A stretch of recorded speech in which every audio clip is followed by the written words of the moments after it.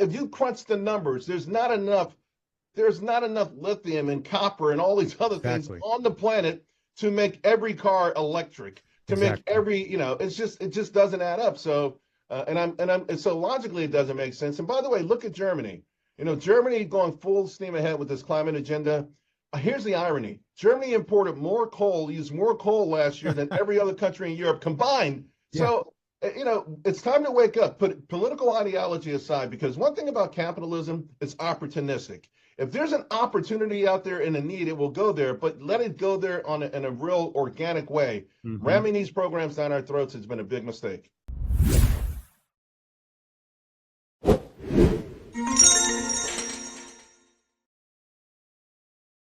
Welcome back to Metals and Miners. I'm its founder and its host, Gary Bohm.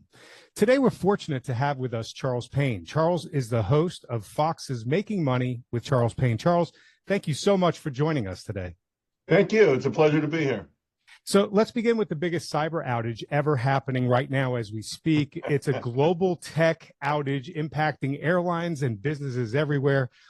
Charles, is this a preview of things to come and our greatest risk, in your opinion? And what are the economic and market ramifications if a future cyber attack brings down the global grid for days to weeks? I don't even know that we can even calculate the impact of something. If it was done deliberate and the whole world was shut down for weeks and weeks, it would just be catastrophic. I know the number would be in the trillions of dollars. And, it's interesting. I saw a Twilight Zone, by the way, in this whole thing when I was a kid in the 60s, right? So, we've always known, like, the inability to communicate has always been a problem for human beings, right? And then the notion that someone cuts off our communications or deliberately does that. Now, of course, we've exacerbated the situation because everyone's got everything in the cloud.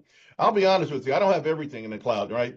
People bust my chops. I still prefer paper checks over the direct deposit.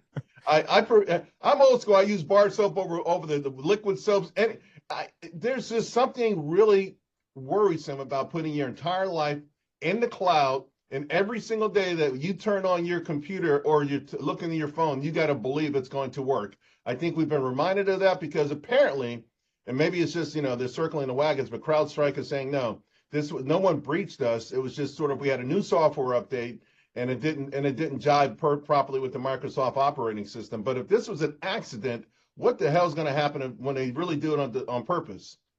So it sounds like this is one of the greatest risks that we face, in your opinion. Yes. So, Charles, who do you believe Wall Street is currently backing to be the next president of the United States, and why? I think Wall Street, first of all, I think it's we can't really put all of Wall Street on one umbrella, I think. I think the limousine liberals and the canyons of Wall Street, the physical place in New York City where I am, I think without a doubt they back Joe Biden. Joe Biden has been the best president in the history of humankind for the top 1% of the 1%. These are not dumb people. When you craft a bill, $1.9 trillion, you know exactly what you're doing. What you're doing is you're going to put money in people's hands that will stay there temporarily, like 24 hours. And also, not only are they going to spend that money, but they're going to spend even more. So we saw it, the 3 years of college tuition not being paid, people who had college loans that were suspended, actually saw their debt levels go up $1,400. Nancy Pelosi explained it years ago when the Democrats increased the food stamps. She said, why are people upset? It's called the multiplier effect. If we give people $1.50 in food stamps, they'll spend $2. And she was absolutely right. And all of this money ultimately goes to the top 1%. I also call them donors, right? And the vast majority of them are Wall Street folks. But it is an interesting thing because you do have some libertarian thinkers and you do have some others, right? Like the VC crowd who are starting to gravitate to President Trump. Now, what they have in common, I think, is in their natural state, because I think they've been bitten by the ultra greed bug here too in the last 10 years, but in their natural state, they understand cultivation, incubation, building. President Trump understands building. And so I think that's what they have in common. And also, I think some people, if you study history, you understand history, going all the way back to Greece, to the Greek and Roman empires, we're in trouble here. Our republic is in trouble. So, sometimes even the patriotism or the notion I want my grandkids to live in the greatest republic ever created, supersedes money. Does Trump need that 1% of the Wall Street elite in order to win? Does he need their backing? No, he doesn't. He doesn't. He had, he had less money last time he ran. He got a lot of free publicity. He may get less free publicity now, but I think the powers, the strings are also different, right? I mean, you and I are doing this podcast. You see the news and the TV and losing political might, losing political grip. Who reads the Time magazine anymore? I mean, could you even tell me who Time's Man or Person of the Year was last year? So their power levers are starting to fade a little bit here. Interesting. So J.D. Vance was selected as Trump's running mate, as you know. Back in April, he was speaking about devaluing the dollar and how that would be good to bring back manufacturing back home, repair the Rust Belt and all that from what was lost in NAFTA. How does the J.D. Vance selection, what does it say to you about what's coming for the U.S. dollar? It says that it's, and not just the dollar, but in general, right, that the status quo has been put on alert. And again, it gets back to the folks who ran the Republican Party for decades and decades and decades, and quite frankly, were able to get Republican voters to vote against their own self-interest. Right? They allowed, they use these fancy terms and hey, I'm intelligent, I'm looking out for you, and they actually allowed these factories to be shipped out, and what replaced it was fentanyl. So I think, listen. We want a dollar that's not too weak. We want a dollar that's not too strong, right? And sometimes because you say strong dollar, it just intuitively sounds like, yeah, we want a strong dollar, but there are pros and cons to it. I think there's an equilibrium that maybe I would like to see the dollar a little lower than it is right now. And it's interesting because leading up to the whole Vance thing, you saw his vice presidential nomination and his subsequent speech. You saw a lot of adjustments, right? And whether it was small cap stocks and things like that suggest the focus on the domestic economy also means that we don't need the strongest currency out there, if indeed also we want to be an international player and compete against the foreign companies. And we're going to need to be that in the future, especially with the way things are becoming so bifurcated and the commodities are set all over the globe. And there's competition for those commodities. Do you see it that way for the electrification of everything? I see it that way to a degree. I mean, I think that China blew it with their one-child policy, and I think if a lot of number crunching had gone on, and they were on a path maybe this year, next year, the year after to supersede us as the greatest economic power, at least on certain measures, right, like purchasing power per person, that kind of stuff, but. They blew it. They blew it with that, and then they blew it again with their COVID policy. So they really, really have derailed themselves. But what they did was brilliant, though. They've locked up a lot of these commodities contracts around the world for decades to come. We're going to have to decide if we want to go for rare earth in America, because rare earth isn't rare. It's just that it's hard to get to sometimes. Maybe it's dangerous. And we thought it was a lot easier to let China go ahead and mine it. And of course, we make those kind of dumb mistakes. So, but, think about this. Last year, they launched a rocket ship that's going to travel a couple of years, and it's going to intercede with an asteroid. It's going to circle this asteroid for like a couple of years, map it out, and then come back, because they think this asteroid, at one point was a big core of a planet, and it's nutrient rich. Like if you crunch the numbers, there's not enough lithium and copper and all these other things on the planet to make every car electric. To make every, it just doesn't add up. So, and so logically it doesn't make sense. And by the way, look at Germany. Germany going full steam ahead with this climate agenda. Here's the irony: Germany imported more coal, used more coal last year than every other country in Europe combined. Yeah. So, it's time to wake up. Put political ideology aside, because one thing about capitalism is opportunistic. If there's an opportunity out there and a need, it will go there, but let it go there in a real organic way. Ramming these programs down our throats has been a big mistake. That's fantastic. So, Charles, the Biden administration, it's run record non-wartime, non-recessionary deficits the last few years, as the administration has run the fiscal dominance playbook. If the U.S. picks Trump as its next commander-in-chief, do you anticipate a change to the fiscal dominance policy to a more balanced budget, cost-focused approach? And if so, won't that pullback in spending, that dramatic pullback in spending, bring harm to the economy? In other words, aren't they really boxed into this playbook regardless of who's in the office? I don't think they're boxed into it, and I'll tell you why. Because not only did it bring a great, strong nominal GDP, it reignited something we've forgotten all about: inflation. It sparked 40-year high inflation. That's a whole generation that never knew that prices could go through the roof, that never knew that one day you could go to the supermarket and bread doubled in price. They never understood that, and their paycheck hasn't kept up. I mean, that's the number one defining issue among people going to the polls right now, that and leadership. So, if President Trump should not be boxed into the notion that he needs to keep this going. He needs to pull it back. It's the same with tariffs. When you get these orthodox Republican old school folks who their main focus has always been on Wall Street's bottom line.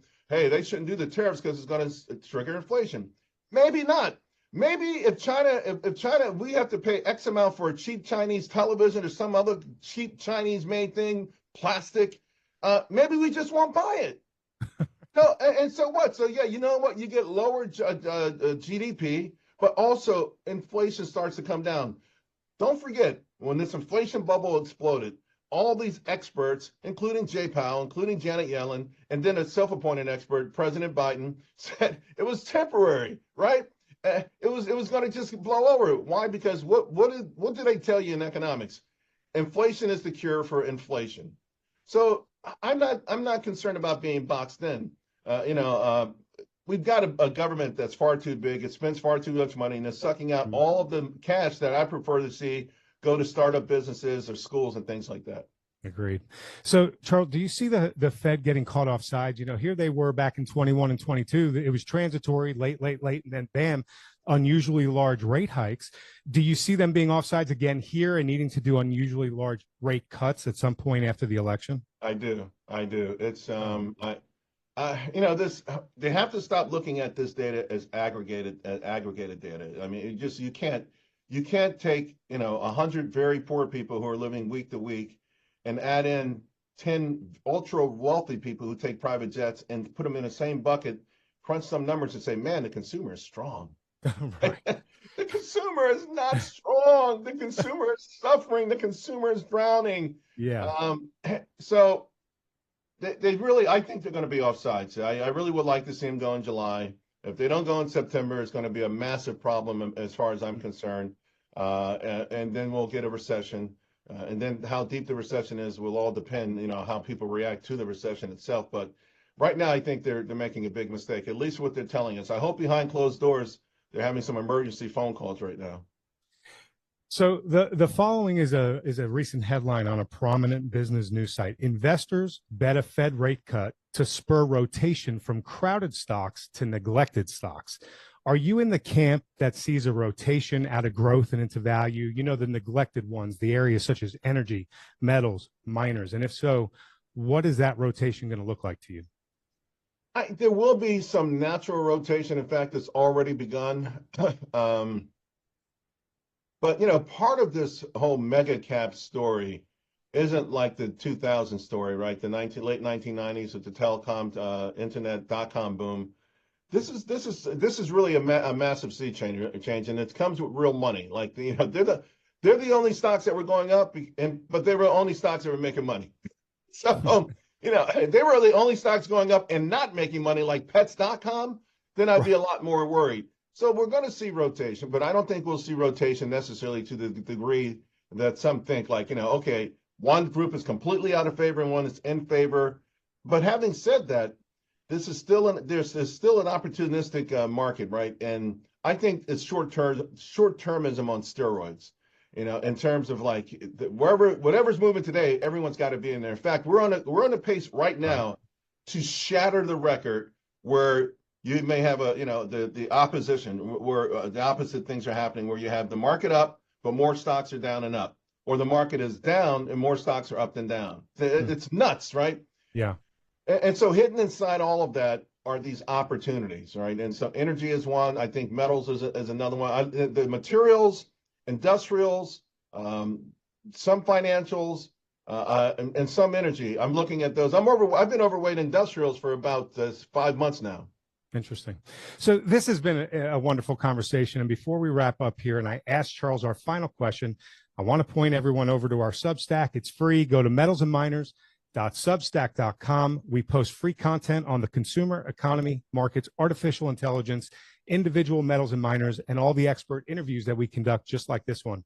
And when you subscribe, you're going to get a free gift from us. It's a report that we wrote. It's based on the important Ray Dalio foundational premise. It's titled, "If You Don't Own Gold, You Know Neither History Nor Economics." It's a free gift. It's a must read. So go there and put in your address. Also, I'm positive you've enjoyed this conversation with Charles as much as I have. Please let him know. Hit that like and subscribe button and leave a comment below the video. All right, it's time now for the Golden Nuggets segment, Charles. Let's discuss gold. Earlier in the year, we watched gold break out of a 4-year consolidation pattern and reach all-time highs. It's reached almost 2,500. Now it's pulled back to around 2,400. Someone you know very well, Larry McDonald, he likes to say markets are speaking. What is the move in gold in 2024 saying to you, and what stops gold from continuing to march ever higher? I don't think anything stops it. Maybe the march stalls from time to time, but I think the march continues. So I don't think that's going to stop. Particularly, you and I touched on so many of the reasons that, these governments have just relied so much on the financialization of government, and then of course there's financialization of society themselves. We don't build things, right? I mean, everything is. You get a call from a broker, and there's these magic machines. If you give him 100 grand, he says he'll give you back 115 grand in 6 weeks. And you're like, well, what did you invest that in? Was it anything? It's just a mountain of magic money. And so I think gold might be the best insurance policy against that. And the thing is, I would never go all in, because we've been talking about this kind of stuff for almost 2 decades, right? So. Yeah. Whenever it collapses, or I think it will at one point have a comeuppance, if nothing else, right? But gold is your best hedge, your best insurance policy. I have some Bitcoin as well, but I have more money in gold than Bitcoin. And, it just tells us that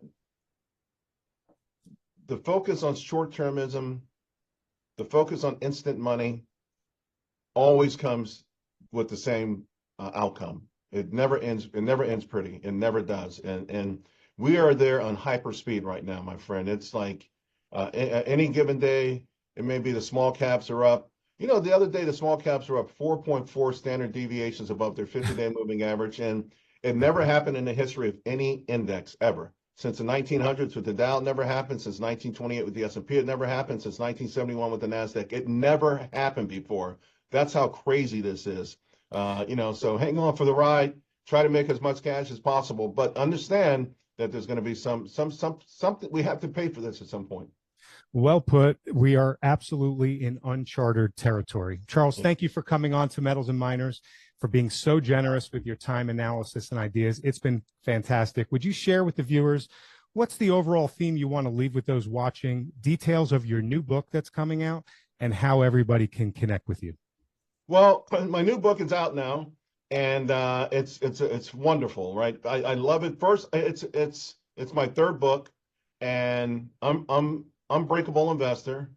The book prior to this was Unstoppable Prosperity, right? But you can't get to Unstoppable Prosperity without being tested, and so you don't want to break. So this is why it's Unbreakable Investor. I start out with a homage, if you will, to my grandparents.